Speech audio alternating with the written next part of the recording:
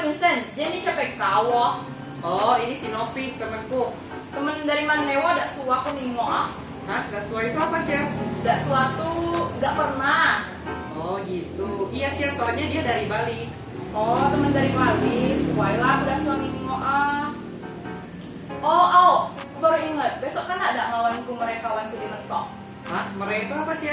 Beri. Bukan, mereka tuh nyamperin. Oh gitu sih. Maaf sih, kayaknya besok aku ada undangan deh. Oh, jadi dak bisa. Iya, gak bisa sih. Oh, awal lah, dak padahal dak bisa. Maaf kok, aku nih dak biasa ngomong bahasa Indonesia. Iya, gak apa-apa sih. Halo sebentar. Halo semuanya, kembali lagi di channel Sharon Nishanggara dalam sesi Sharon Share and Learn. Apa kabar semuanya? Nah, teman-teman udah lihat kan tadi percakapan antara Sharon dengan Vincent. Percakapan tersebut terkait dengan ragam bahasa. Pada video kali ini kita akan membahas ragam bahasa. Sebenarnya apa sih ragam bahasa itu? Kalian penasaran?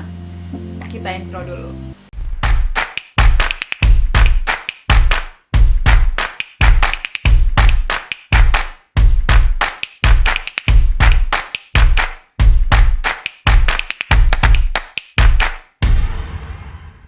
Jadi, kita akan membahas materi ragam bahasa yang aku ambil dari makalahku yang terdiri dari 3 bab utama, yaitu ada bab 1 pendahuluan dengan 4 subbab, yaitu ada latar belakang masalah, rumusan masalah, tujuan penelitian, dan manfaat penelitian.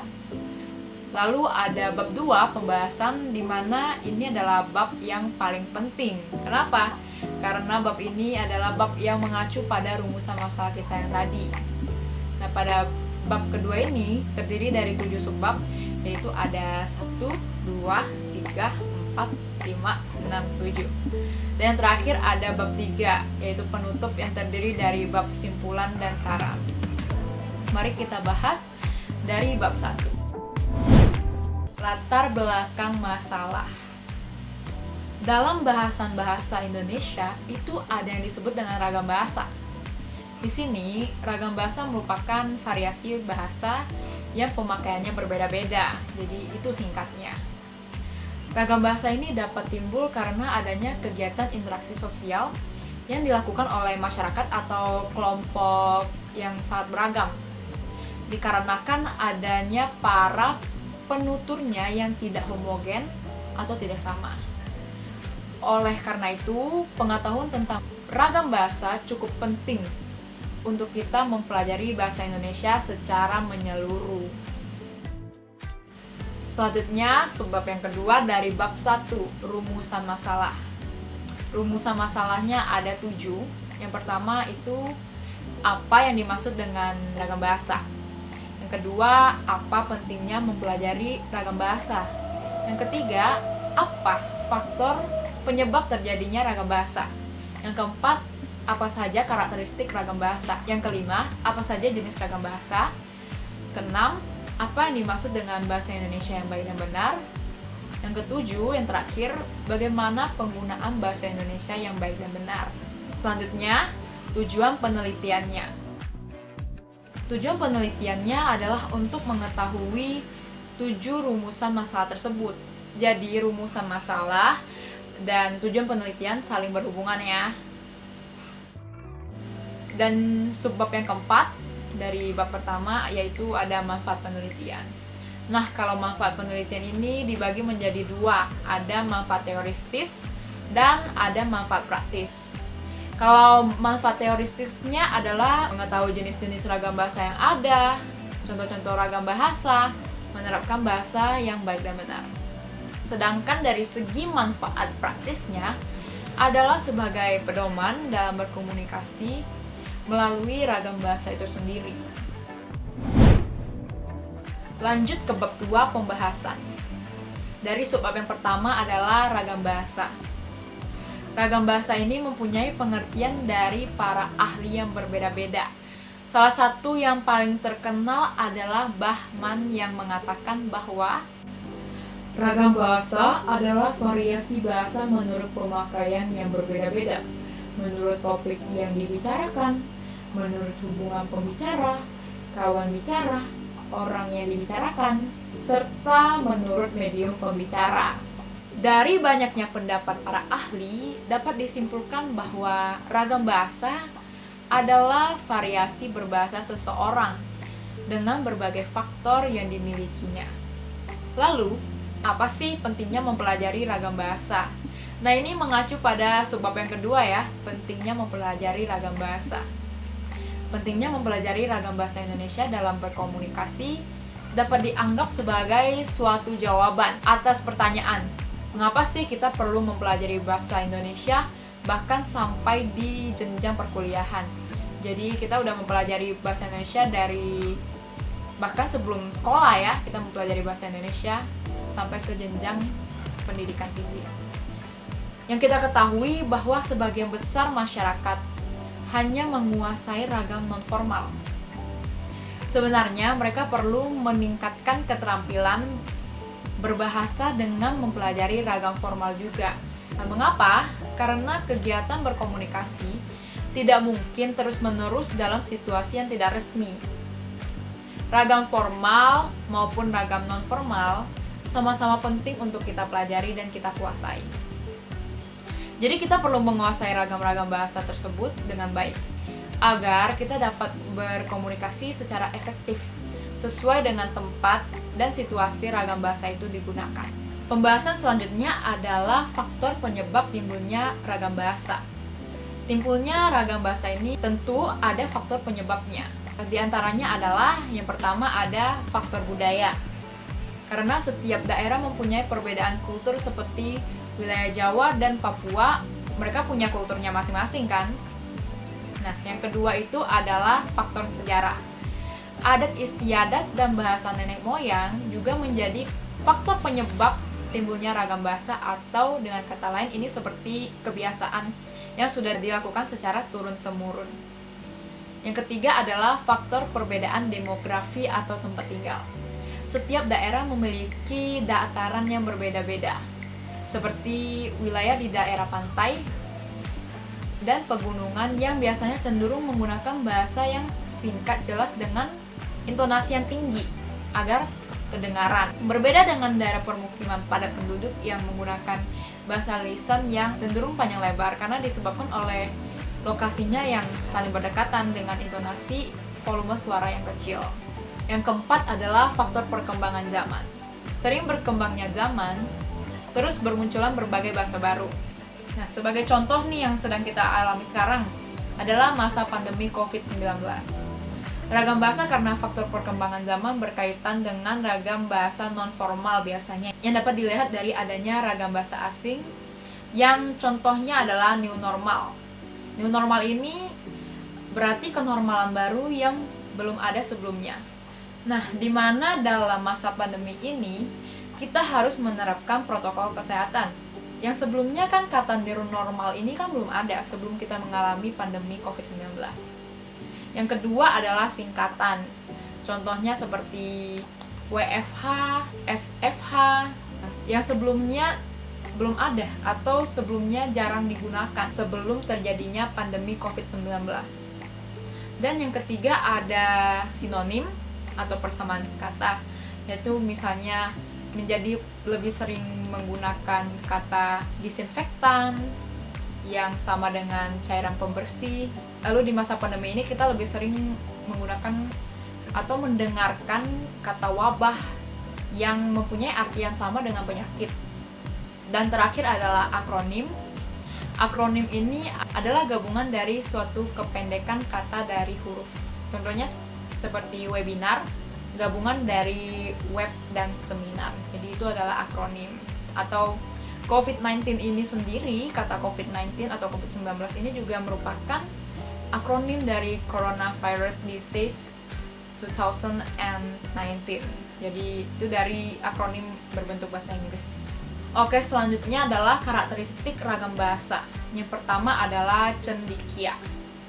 Artinya apa? Bahasa ilmiah itu mampu digunakan secara tepat untuk mengungkapkan hasil berpikir logis. Suatu kata dipilih secara cermat apabila kata itu tidak mubazir, tidak rancu, dan bersifat idiomatis.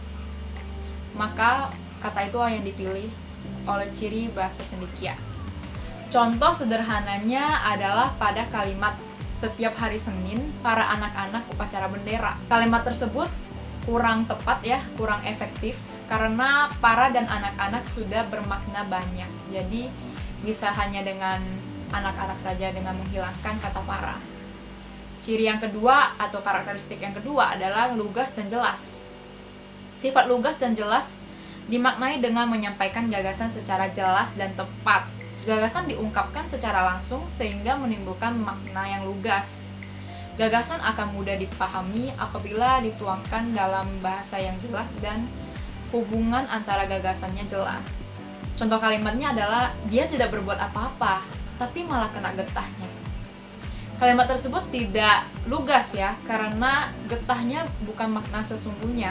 Maksud dari getah di sini adalah terkena imbasnya. Karakteristik yang ketiga adalah menghindari kalimat fragmentaris. Kalimat fragmentaris adalah kalimat yang belum selesai atau tidak lengkap. Contohnya adalah harap dilaksanakan sebaik-baiknya. Pada kalimat tersebut, kita bingung apa yang dilaksanakan sebaik-baiknya. Tidak dijelaskan.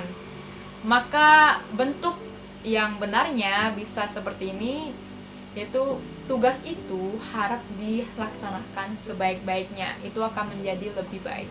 Yang keempat adalah karakteristik bertolak dari gagasan. Artinya penonjolan diadakan pada gagasan, tidak pada penulis. Contohnya ini kalimat dari uraian tadi, penulis dapat menyimpulkan. Nah, kalimat tersebut kan berorientasi pada penulis, sehingga bentuk yang lebih benarnya bisa menjadi dari uraian di atas dapat disimpulkan bahwa jadi menyebabkan kalimat berorientasi pada gagasan dengan menyembunyikan kehadiran si penulis. Selanjutnya adalah jenis-jenis ragam bahasa. Yang pertama adalah ragam bahasa menurut media atau sarana. Penggunaan bahasa berdasarkan media pengantarnya atau sarana yang digunakan terbagi atas ragam bahasa lisan dan ragam bahasa tulis. Perbedaan antara ragam lisan dan ragam tulis dapat dilihat dari peristiwa berbahasa.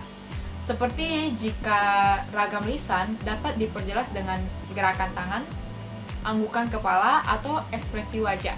Jadi seperti yang kalian lihat dalam video ini adalah ragam lisan yang diperjelas dengan gerakan tangan, anggukan kepala, dan ekspresi wajah yang aku gunakan. Sedangkan ragam bahasa tulis tidak memerlukan itu. Yang kedua adalah ragam bahasa menurut pendidikan. Ragam bahasa menurut pendidikan dibedakan menjadi ragam baku dan ragam tidak baku. Ragam baku adalah ragam bahasa yang menggunakan kaidah bahasa yang lebih lengkap dibandingkan dengan ragam bahasa tidak baku. Ragam ini terdapat pada karya-karya ilmiah atau pidato resmi. Sedangkan ragam tidak baku terdapat pada penggunaan bahasa sehari-hari seperti wawancara tidak resmi. Istilah lain yang digunakan selain ragam bahasa baku adalah ragam bahasa standar, semi standar, dan non standar. Pembeda antara ragam standar, non standar, dan semi standar dilakukan berdasarkan topik yang dibahas, hubungan antar pembicara, medium yang digunakan, dan lingkungan atau situasi saat pembicaraan terjadi. Jenis ragam bahasa yang ketiga adalah ragam bahasa dalam bidang wacana. Ragam bahasa dalam bidang wacana meliputi ragam ilmiah dan ragam populer. Ragam ilmiah merupakan ragam bahasa yang digunakan dalam kegiatan ilmiah atau tulisan-tulisan ilmiah. Sementara itu, ragam populer digunakan dalam pergaulan sehari-hari dan tulisan populer. Jenis yang keempat adalah ragam bahasa Indonesia berdasarkan topik pembicaraan, yang dibagi menjadi yang pertama ada ragam politik. Bahasa politik biasanya berisi kebijakan yang dibuat oleh penguasa dalam rangka menata dan mengatur kehidupan masyarakat. Yang kedua ada ragam hukum. Salah satu ciri khas dari bahasa hukum adalah penggunaan kalimat yang panjang. Jadi kalimatnya panjang seperti yang kita baca dalam Undang-Undang Dasar. Dan dengan pola kalimat yang luas. Yang ketiga adalah ragam sosial dan ragam fungsional.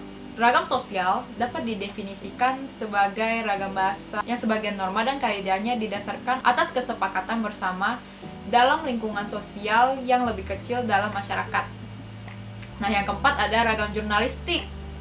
Ragam jurnalistik adalah ragam bahasa yang dipergunakan oleh dunia persurat kabaran atau dunia pers dan media massa cetak. Dalam perkembangan lebih lanjut, bahasa jurnalistik adalah bahasa yang digunakan oleh seluruh media massa. Selanjutnya adalah yang kelima, ada ragam sastra. Ragam bahasa sastra memiliki sifat atau karakter subjektif, lentur, konotatif, kreatif, dan inovatif. Bahasa dalam ragam sastra ini digunakan sebagai bahasa kesenian di samping alat komunikasi seperti puisi. Ragam bahasa yang kelima adalah ragam bahasa Indonesia berdasarkan cara pandang penutur. Yang pertama adalah ragam dialek. Ragam daerah atau dialek yang dipakai oleh sekelompok bahasawan di tempat tertentu dalam istilah lama disebut sebagai logat. Contohnya seperti yang kita lihat dialek atau logat orang Malang yang terkenal medupnya itu lore. Nah, yang kedua adalah ragam terpelajar. Ragam yang telah mempelajari bahasa Indonesia baik dan benar. Seperti pengucapan video yang disebutkan video, film yang biasanya disebut dengan film, dan sebagainya. Yang keenam, jenis ragam bahasa yang keenam adalah ragam bahasa menurut situasi pemakainya. Ragam bahasa menurut situasi pemakainya terdiri atas ragam resmi dan ragam tidak resmi. Yang sudah kita bahas juga sebelumnya ya. Ragam resmi adalah bahasa yang digunakan dalam situasi resmi, seperti di pertemuan-pertemuan, peraturan-peraturan, dan juga perundang-undangan.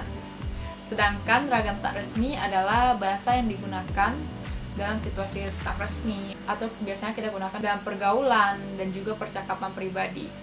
Kita masuk ke subtopik yang keenam, yaitu bahasa Indonesia yang baik dan benar. Yang pertama adalah apa definisi bahasa Indonesia yang baik dan benar? Berbahasa Indonesia yang baik dan benar dapat diartikan pemakaian ragam bahasa yang serasi dengan sasarannya, dan di samping itu mengikuti kaidah bahasa yang betul. Berbahasa Indonesia yang baik berarti menggunakan bahasa Indonesia sesuai dengan konteks. Contohnya nih, saat kita berada di pasar, kita berkomunikasi dengan ragam tak resmi, seperti mengatakan, "Bu, harga gula sekilo berapa ya?" Dibandingkan kita mengatakan, "Bu, berapakah harga gula 1 kilogram?" Itu tentunya nggak enak ya dengarnya, terlalu baku. Jadi kita menyesuaikan dengan situasi. Sedangkan bahasa Indonesia yang benar adalah menggunakan bahasa Indonesia sesuai dengan kaidah atau faedah. Selanjutnya adalah penggunaan bahasa Indonesia yang baik dan benar. Menggunakan bahasa Indonesia yang baik dan benar harus kita terapkan dalam kehidupan kita sehari-hari. Harus sesuai dengan norma kemasyarakatan yang berlaku, seperti yang dijelaskan tadi. Lalu, ada beberapa hal yang harus diperhatikan saat menggunakan bahasa Indonesia. Yang pertama adalah tata bunyi atau fonologi. Fonologi pada umumnya dibagi menjadi 2 bagian yang meliputi fonetik. Fonetik ini adalah ilmu yang menyelidiki dan menganalisa bunyi-bunyi ujaran yang dipakai dalam tutur, serta mempelajari bagaimana menghasilkan bunyi-bunyi tersebut dengan alat ucap manusia. Yang kedua adalah fonemik, adalah ilmu yang mempelajari bunyi atau ujaran dalam fungsinya sebagai pembeda arti. Lalu yang kedua adalah tata bahasa atau kalimat yang perlu kita perhatikan. Memperhatikan apakah kalimat-kalimat yang kita hasilkan dapat memenuhi syarat sebagai kalimat yang benar. Jadi kita lihat dari sisi gramatikalnya. Yang ketiga adalah kosakata. Kita dituntut untuk memilih dan menggunakan kosakata bahasa yang benar. Kita harus bisa membedakan antara ragam bahasa baku dan juga ragam bahasa tidak baku, baik tulis maupun lisan. Ragam bahasa dipengaruhi oleh sikap penutur terhadap kawan bicara jika itu lisan ya, atau sikap penulis terhadap pembaca jika itu dituliskan atau tulisan. Yang keempat adalah kita harus memperhatikan ejaan. Ejaan suatu bahasa tidak hanya berkisar pada bagaimana melambangkan bunyi-bunyi ujaran serta bagaimana menempatkan tanda baca dan sebagainya. Tapi ini juga meliputi bagaimana kita memotong-motong suku kata, bagaimana menggabungkan kata-kata, baik dengan imbuhan maupun antara kata dengan kata. Yang kelima adalah makna. Pemakaian bahasa yang benar berkaitan dengan ketepatan menggunakan kata yang sesuai dengan tuntutan makna. Misalnya dalam bahasa ilmu, tidak tepat digunakan kata-kata yang bermakna konotatif atau kata kiasan. Jadi, pemakaian bahasa yang benar adalah pemakaian bahasa yang sesuai dengan kaidah-kaidah bahasa. Oke teman-teman, kita sudah membahas bab 2. Gimana? Menarik kan? Selanjutnya kita akan beralih ke bab terakhir, yaitu bab penutup. Pertama adalah kesimpulannya. Nah, kesimpulannya adalah ragam bahasa ini adalah variasi bahasa menurut pemakaian yang berbeda-beda, menurut topik yang dibicarakan, menurut hubungan pembicara, kawan bicara, orang yang dibicarakan, serta menurut medium pembicara. Lalu penting bagi kita, masyarakat Indonesia, untuk mempelajari ragam bahasa. Ragam bahasa ini timbul karena berbagai faktor dan ragam bahasa memiliki karakteristik. Jenis-jenis ragam bahasa dapat dibedakan menjadi ragam bahasa menurut media atau sarana, menurut pendidikan, dalam bidang wacana, berdasarkan topik pembicaraan, menurut cara pandang penutur, dan menurut situasi pemakainya. Penting bagi kita untuk mengetahui bahasa Indonesia yang baik dan benar dalam kehidupan sehari-hari. Lalu, untuk sarannya berdasarkan kesimpulan di atas, sebagai warga negara Indonesia, sudah seharusnya kita semua mempelajari ragam bahasa yang kita miliki. Kemudian, mempelajari dan mengambil hal-hal yang baik yang dapat kita amalkan dan kita pakai untuk berinteraksi dalam kehidupan sehari-hari. Kita harus menggunakan bahasa Indonesia yang baik dan benar dalam kehidupan sehari-hari. Oke teman-teman, video ini akan segera berakhir. Oh, no. Jadi kalau kita flashback video awal tadi, itu termasuk ragam bahasa apa ya?